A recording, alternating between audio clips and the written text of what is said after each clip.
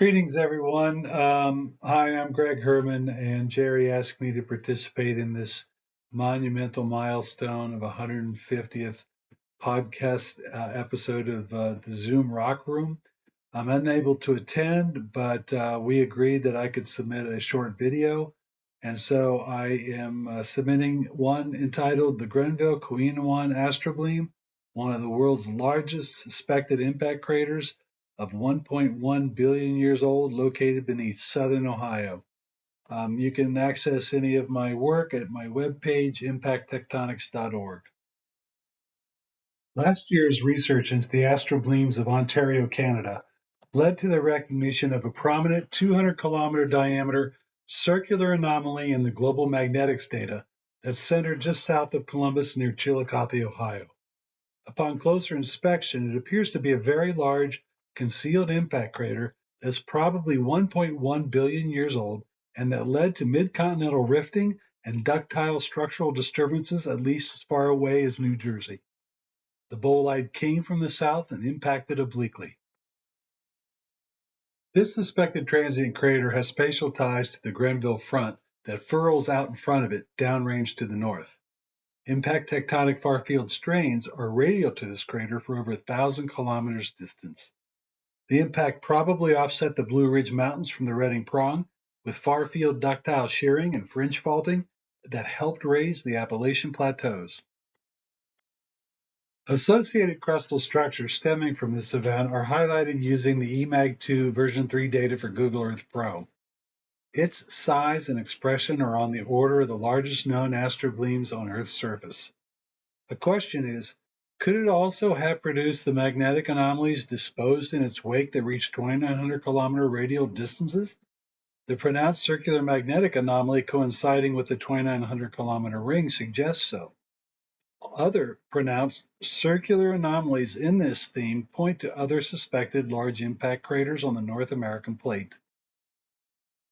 This hypothesis requires physical evidence of far-field strains surrounding the crater for radial distances of hundreds to thousands of kilometers. New Jersey is about 700 kilometers away to the east.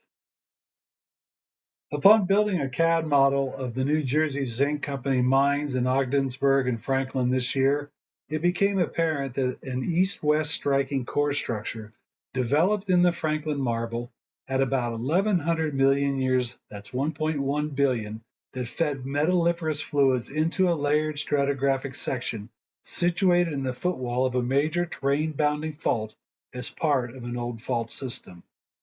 The old fault system is shown on the left map as coming from the lower left to the upper right, involving right lateral shearing of the Mesoproterozoic rocks in the New Jersey highlands.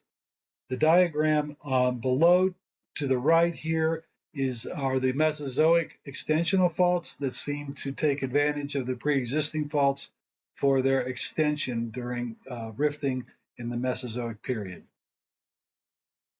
The Sterling Hill and Franklin mines have detailed plan maps and stope sections providing the basis for the 3D CAD model of the ore bodies.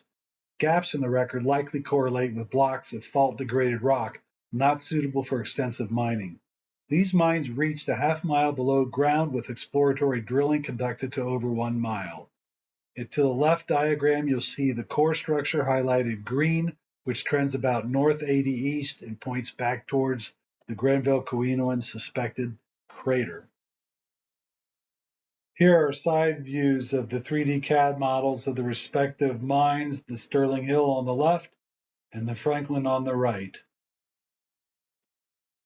The north 80 east structural core is a cross-strike dike-like feeder having a fluidized core of Franklin marble and intercalated black gneiss. The core fed metalliferous fluids into adjacent sedimentary beds along smaller discordant crossmembers. The zinc and iron ore deposit sits within an east-verging fault propagation fold of Mesoproterozoic age. This diagram summarizes in cross-section the nature of the structure of the Franklin Valley. On the left, by a regional cross-section in the New Jersey Zinc Company in 1975, placing the ore body in red in perspective to the regional syncline, which is open and upright with a steep southeast dipping zero fault. The section is constrained by diamond drill holes in black.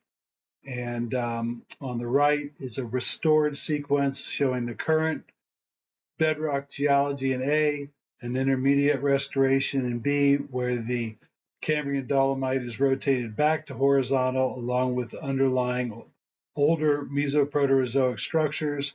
And then C shows the fault propagation fold geometry of the Mesoproterozoic folding with the associated ore mineralization in red, and then a younger phase of pegmatites also ascending along the zero fault, which is now a reverse fault that is east verging and dipping steeply to the west.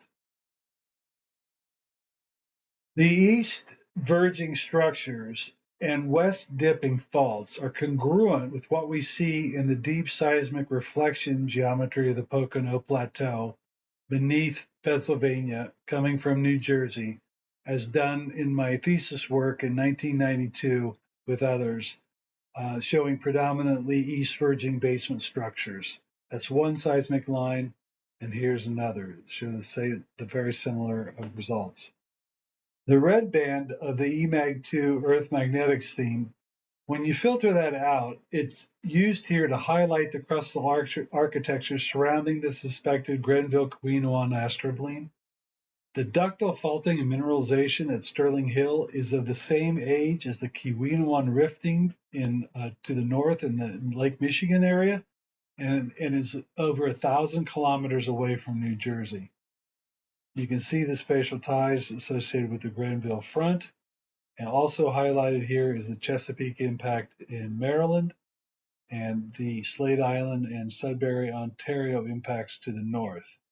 Now, Sudbury is older than the Grenville-Keweenawan suspected event, so any event up here or any hardening of the crust as a result of this impact probably influenced the expression of the subsequent one down here to the south. In summary, suspected astroblems such as this lying beneath thick sedimentary blankets require direct evidence for confirmation. In other words, they have to be drilled.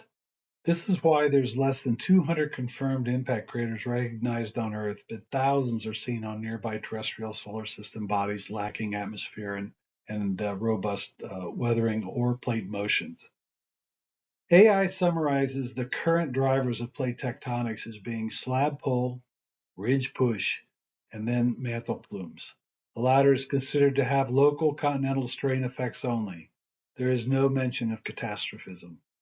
So to conclude, we are in the formative stages of developing plate tectonic theory. Thanks again, Jeri, and here's to 150 more.